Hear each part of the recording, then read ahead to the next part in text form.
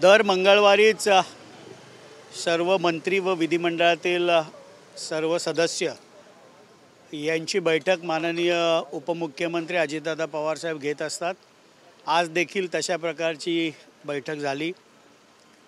1 मेला मुंबईमध्ये जो महाराष्ट्र महोत्सव राष्ट्रवादी काँग्रेस पक्षातर्फे साजरा करण्यात येणार आहे। महाराष्ट्राच्या निर्मितीला 65 वर्ष होत आहेत आणि भव्य दिव्य असा महाराष्ट्र महोत्सव मुंबईमध्ये राष्ट्रवादी काँग्रेस पक्षातर्फे होणार आहे।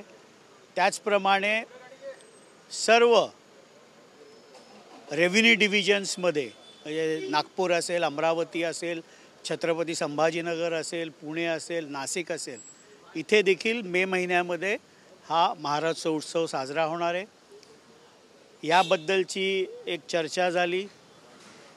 राष्ट्रवादी काँग्रेस पक्षाच्या सदस्य नोंदणीबद्दलचाही आढावा राष्ट्रीय अध्यक्ष या नात्याने त्यांनी घेतला आणि एक दर आठवड्याला ही बैठक होत असते। आमदारांच्या आपल्या मतदारसंघातील काही प्रश्न असतील त्याबाबत देखील आमदार चर्चा करतात आणि एक साधक बाधक चर्चा या निमित्ताने राष्ट्रीय अध्यक्ष हे विधिमंडळातील सर्व सदस्यांची करत असतात। स्थानिक निवडणुकीसंदर्भात काही चर्चा झाली का? 3 मेला सर्वोच्च न्यायालयामध्ये तारीख आहे, त्यावेळेला कळेल की निवडणुकीची नक्की काय तारीख येते।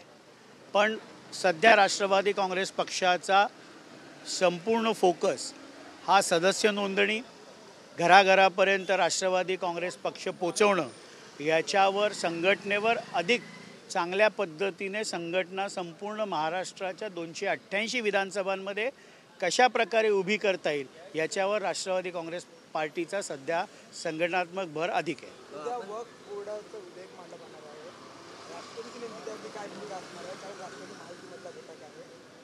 याबाबत आमचे राष्ट्रीय कार्याध्यक्ष खासदार प्रफुल्ल पटेल साहेब, त्याचप्रमाणे लोकसभेतील खासदार राष्ट्रवादीचे प्रदेशाध्यक्ष सुनील तटकरे साहेब, या तिघांची आता चर्चा होईल आणि राष्ट्रवादी काँग्रेस पार्टी उद्या सभागृहामध्ये लोकसभेमध्ये ज्यावेळेला ते विधेयक येईल त्यावेळेला आपली भूमिका तिथे स्पष्टपणे मांडेल। आपण जर बघितलं लाडकी बहीण योजनेवरून वारंवार टीका होत आहे, कारण की योजना ही बंद होणार। राज ठाकरे देखील गुढीपाडव्याच्या मेळाव्यामध्ये म्हटलं। मी महाराष्ट्रातल्या तमाम माझ्या माता भगिनींना अजितदादांच्या वतीने आश्वस्त करतो की लाडकी बहीण योजना ही बंद होणार नाही।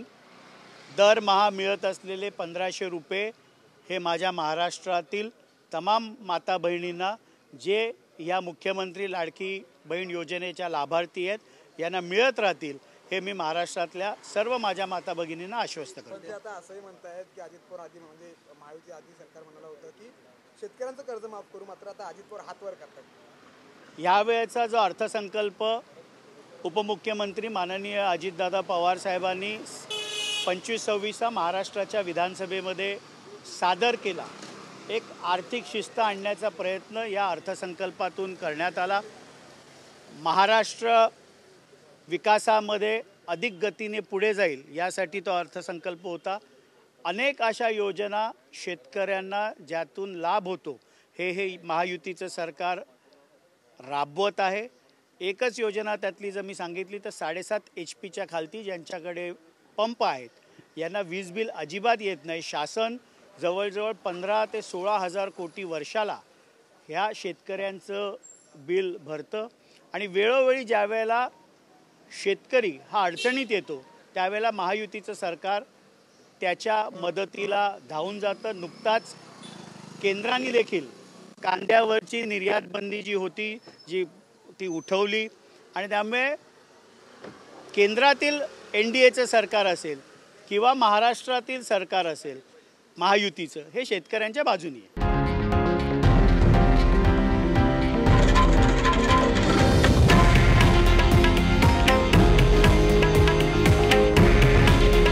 हे आहे देशातील नंबर 1 न्यूज नेटवर्क आणि आपण पाहत आहात TV9 मराठी।